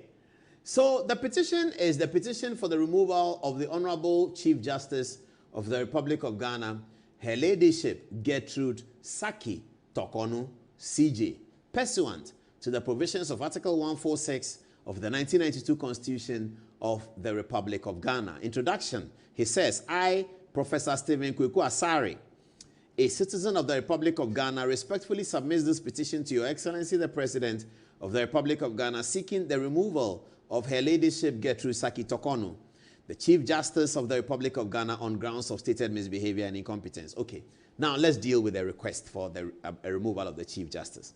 The petition filed for the removal of the Chief Justice is on the following grounds. Requesting the President of the Republic to consider the appointment of the 5 justices, allegedly without recourse to the Judicial Council. Now, here in the petition, Professor Kweku Asare talks about Justice Tokonu requested the President to consider the appointment of some judges. Now, the petitioner alleges that that is a role for the Judicial Council, not the Chief Justice acting in her individual capacity. The Chief Justice acting in his or her individual capacity cannot, according to the petitioner, write to the President and suggest the appointment of or the elevation of certain Court of Appeal judges to the Supreme Court. That is not part of her role. The way in which judges become Supreme Court judges, whether they are Court of Appeal, whether they are High Court, whether they are called from the bar, or whether they are called from academia, according to the petitioner, that is outlined in the 1992 Constitution. And in that process, there's absolutely no role for the individual Chief Justice. There is a role, however, for the Judicial Council, of which the learned Chief Justice is part. This is the allegation of the petitioner. Allegation number 1. Let's move on. Allegation number 2 is as follows. The petitioner says there's been arbitrary transfers of judges and panels that have been duly constituted. The petitioner alleges that this is a means of influence peddling on the bench and gives the following cases where this was done. It cites the Oponi case, a Blakwa case, Republic versus Elisha Mahama. Now, the Chief Justice has the right and the authority to transfer judges from one case to the other, from one region to the other. Indeed, I have a case before a High Court, and one day I went to the court, and the Chief Justice had transferred the judge.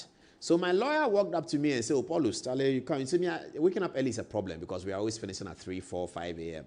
So my lawyer came to me and said, "Charlie, Paulus, I'll make you wake up for nothing." I said, "Why?" I said, "Charlie," I said, "but the judge is here, let's do it." He said, "Oh, the judge has been transferred to another region.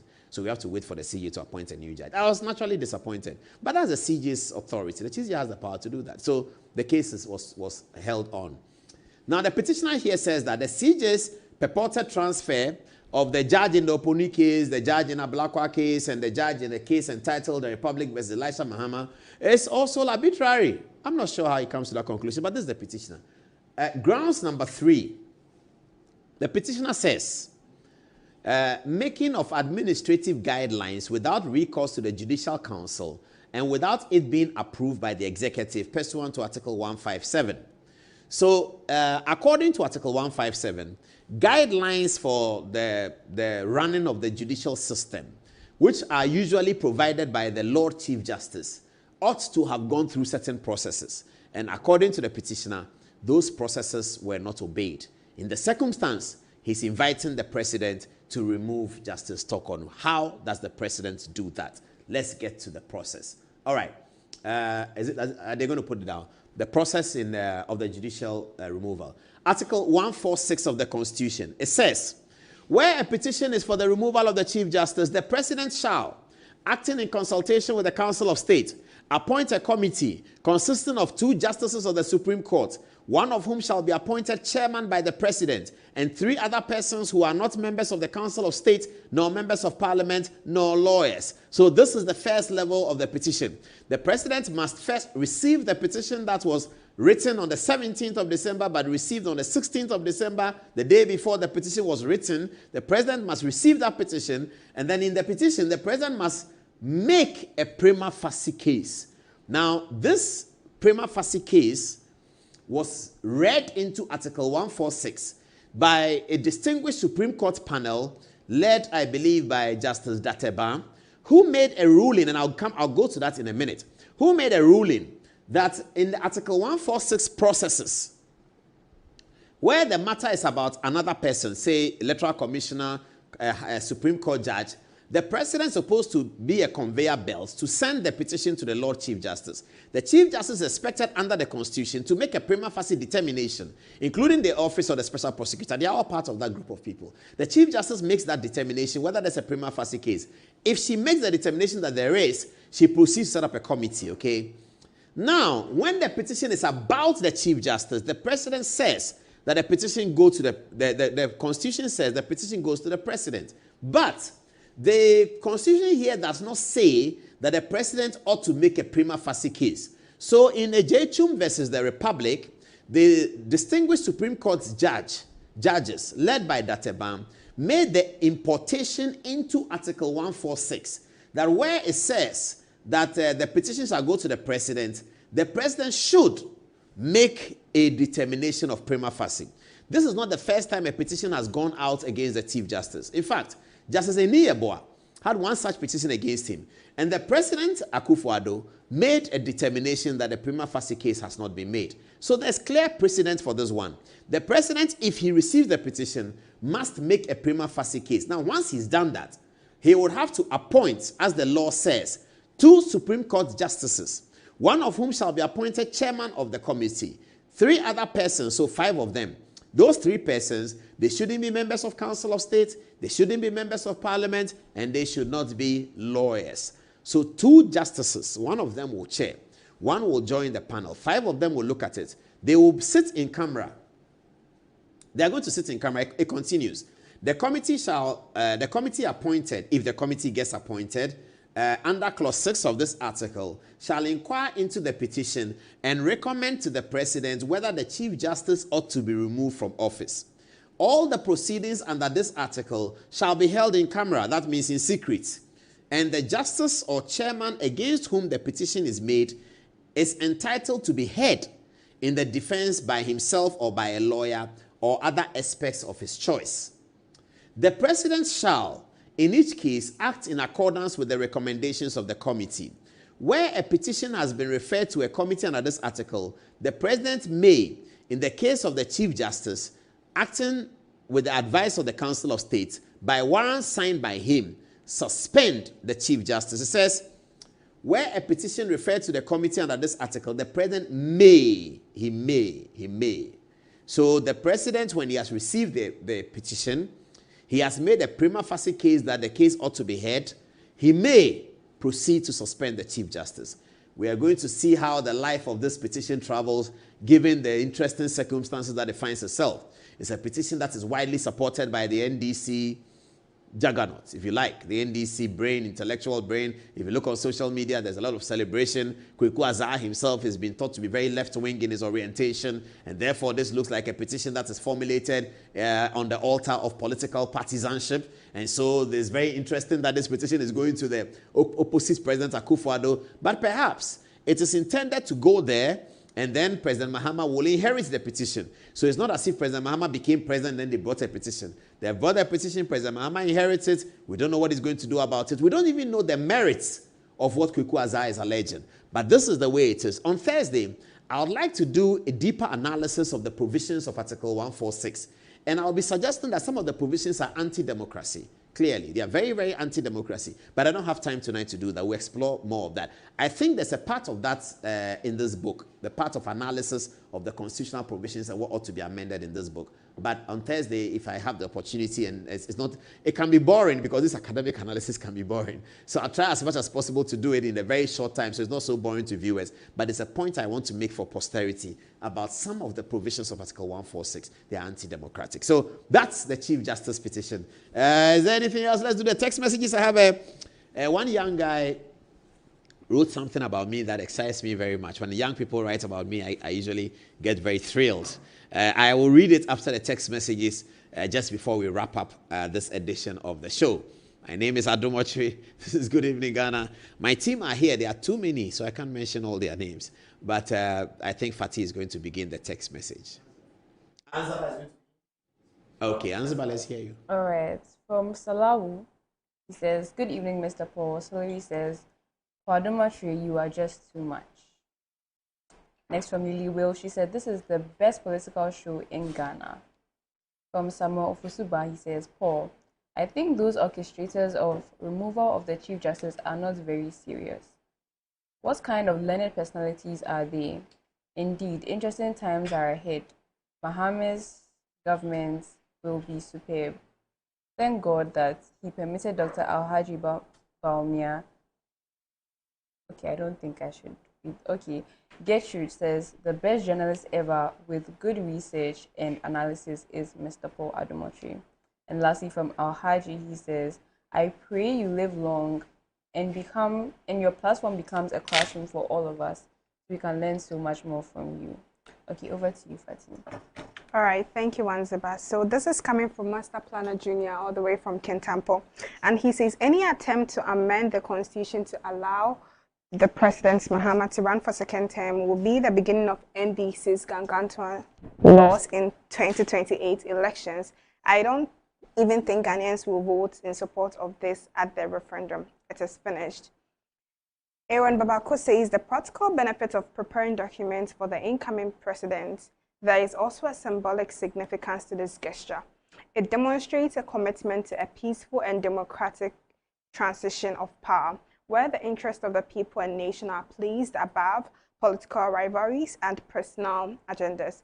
By facilitating a smooth handover of power, the current administration can help to build a sense of continuity and stability in Ghanaian politics, reinforcing the country's democratic norms and values. Now, Bill 10 Article 66 on presidential term limits is ambiguous. It will require interpretation by the Supreme Court. Prince Napari says, "Welcome back to doing what you do most. We really appreciate your analysis, so continue delivering your best work. I encourage you to put sentiments aside and stay focused, just as you did in the early days. Keep your head up and maintain the excellent work." Now back to you, Paul. Oh, we're already back? Okay. So there's a lot going on Facebook, isn't it? And people were having quarrels, you know. Where's Paul Adomochi? Run away. All of those things. Then people started sending me this article. I don't know the young man. Great young man. He wrote something about me. So I'm just taking the last bit of this program to share with you viewers. He says, "Why Paul Adomochi is my favorite journalist in Ghana." Now, he lives abroad. And he says, "In writing this piece, I'm fully aware that a section of the viewing populace holds strong reservations about the man I've elected as my favorite journalist in Ghana. Such individuals do not dispute his death, witnessing and resounding intellectual gravitas. Their only concern is that occasionally the award-winning journalist churns biased political output, hence their misgivings about him. But that does not matter to me. I think not. Many of those who allege that Paul is biased frequently do so when his comments hurt their immediate sensitivities. However, in instances where his work and editorials favor their interest, they call him the Theseus of Athens and a hero." Okay. It goes on to say, "In effect, the reservations about Paul are largely based on swinging dynamics of political issues, and that is why I don't often like paying attention to the alleged excesses he brings on board. As a budding journalist, I like to focus on his sterling abilities and strength and not the drummed lapses. After all, who in Jerusalem is a saint? And so in this piece, I shall concern myself with 3 reasons why Uncle Paul," he makes me feel too old, I'm uncle already, "is my favorite on the screens. For starters, Paul is a fellow who has shown great consistency in the coverage of politics and current affairs with Good Evening Ghana. The first time I watched the show way back in 2003, 2004, I was only in class 3. Yay. I'm sorry. Am I getting to... I'll retire. You know, when I visited President Kufuor, he shared a story with me. And 2-3 days later, I heard him share it in public on the radio. He said that these days, when they retire you and they don't want you to talk some, as he puts it, then they call you elder statesman. So when they say an elder statesman, it means we're elder statesman. And we had that conversation, we laughed it off. And then I heard him say it publicly. So I don't know whether This guy is retiring me by indicating that he was in class 3 or something in 2004. Let's move on. He says, but I really thank him very much. My dad, a retired examiner and educationist, always said that Paul's program was a fine learning opportunity. Oh, thank you to your dad. Really thank you. And hence, he insisted that we watch portions of the show before going to bed. Thank you, Daddy. I have to admit that this directive was not an exciting one back in the day. If I had my own way, I would have tuned out all the time. But years on, I'm very glad we sat by our old Sanyo TV to watch Good Evening Ghana, back at Agege in Dansoman.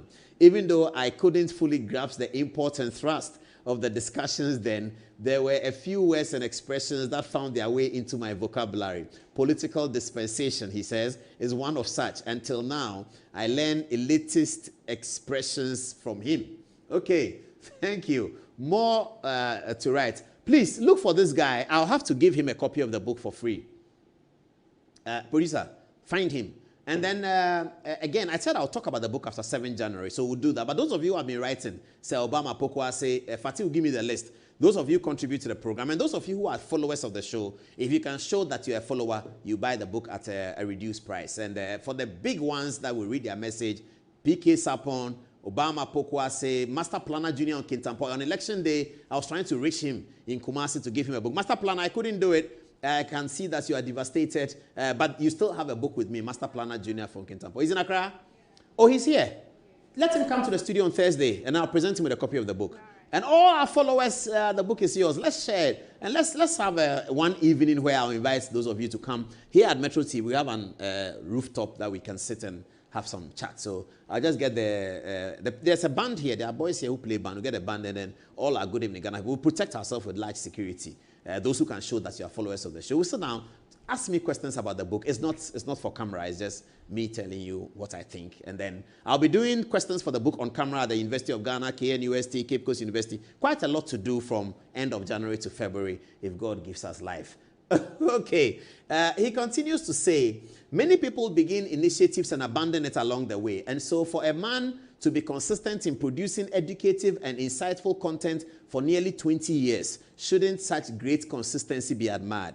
Now, if you are a conserved individual, my second reason may not appeal to you. However, in my opinion, optics are very important, and that's why Paul's obvious desire for fashion, branding, blissful outlooks form part of my reason for liking the stanch Kotoko fan. Hey, this man. Till date, there has been a long-standing perception that holds journalists as some tattered and hungry men and women hunting for collapsed buildings and market fires to report on. It is often assumed journalists are poor folks who rely on Kanta shirts and trousers to, Kantamanto is what he means. You see, when I was growing up, we didn't call it Kantamanto. We didn't call it Kanta. We just call it TS. Please, those of my generation, let's correct ourselves. So the thing is not TS anymore. They call it Kanta. I beg you, Pan. So if we go and see TS, they will laugh at us that we are old and debe. But are we old? But we are not old. So they say Kanta. So please, when the young men are talking, please listen. And those who are my age, just listen quietly and then just change the words. We used to call it TS. They call it Kanta. So that's the force, bend down boutique. Yeah, that's what he's referring to. He says, journalists are poor folks who rely on Kanta shirts and trousers to look good. These assumptions form part of the growing contempt many people have for journalists in Ghana. I think that he has said something that really touches the core of my media existence. I've never liked that, where people think that, and that is why I fight journalists who think of themselves as below. And I always said that. A lawyer practices law for 20 years, he buys an expensive car, it's okay. A journalist practices journalism for 20 years, he buys a car, he's a corrupt person. I don't even know. And it is journalists who are saying it. Is it because they do not apply themselves to the work? And so they don't see how the work can produce that result? And I've said it before. In my media career, I've never been underpaid. Every salary I've been given, I've been excited about it. And I don't understand why they say journalists should be poor. And that's a journalist, a common journalist. It's really annoying. And I have really strove hard to be able to change that perspective. And I'm happy that a very young man has observed that we need to change that perspective. What a lawyer can do for a client, a journalist can do for a community, a journalist can do for a business. Media houses do that for businesses. Businesses come to media houses and pay money. The media houses must learn to drive that money down to the individual journalist who is making the brand famous, for which reason the advertiser is coming. It is about the person producing the show, and it's about the shows that come out on the radio and come out on the television. Those are the reasons why the advertiser is coming. So when the money comes, that individual, whether it's a marketing manager, is a news reporter, is a news editor, the money must drill down to them to make them look good for the brand and for the image. But I think that is changing. With the arrival of the Zoom lions in media and all of that, that is changing. Let's try for quality. Let the journalists show quality. And I believe that if you're a journalist and you show quality, before long, you'll be able to live a good life. Okay, let's move on. But that's where Uncle Paul flips the coin. Elegantly and stylishly dressed on air, Paul erases the perception that journalists are a bunch of broke gossips. Oh, is that what they are? They think broke gossips. His shoes, colored socks, suits, and sparkling spectacle frames are always enough to shatter the narrative of poverty surrounding journalists, and for adding a touch of class to the inky fraternity. Shouldn't we love him? Oh, he has more. I don't know whether I can go on. I'm blushing now. In closing my thesis on why Paul Adomotri is my favorite journalist, let me briefly discuss his inclination to spirituality and his openness to young people. For the avoidance of doubt, journalism is a learned profession that thrives principally on logic, intellectualism, and empirical data. As a result, anybody who roams in the profession for a long time is more likely to be apathetic to religion and faith, which are not always factual. But the same cannot be said of Paul. His years of staunch journalistic endeavor has not in any way diluted his belief and faith persuasions. On many occasions, I have seen him moderate edifying conversations about his faith and spiritual subjects. The acknowledgement of God and faithfulness to logic is an admirable balance I'd like to keep as I progress in this arena. In wrapping up, the current Good Evening Ghana official program has created a healthy avenue where young people contribute to some of the discussions. I've also learned that a good number of Paul's production crew is constituted by enterprising young scholars whom he engages during the production. Undoubtedly, there's a fine mentorship for the next generation, and for a producer to create such an avenue means he has a good heart and is not animated by competition. Isn't this impactful enough? And so until the rapture is Paul for me. Wow, the guy can write. This is completely amazing. I have to find him. So I sent this to producer. Producer, please look for him on social media. We owe him a book. I think he's abroad. So whenever he comes, we owe him a book. We also have a date with somebody who was in Germany, who is coming. Mikhail, do you have that guy? We wanted him to come to the studio. He said he's in Germany. He's coming in February or something like that. So let's keep an eye on that. And let's do 18 minutes by the top of our 11. What can I say? Good night. Thank you very much for watching. Thursday, we'll be back. More politics. What is wrong? Okay. Okay. Sorry, I overheard the director of camera telling the camera people something. I thought he was talking to me. All right, so let me wrap it up again. Thank you very much for watching. It's been a special edition of Good Evening Ghana. Congratulations to the NDC, 2/3 in Parliament. Thursday, we continue with the political programming. Now I go take my seat. Good night.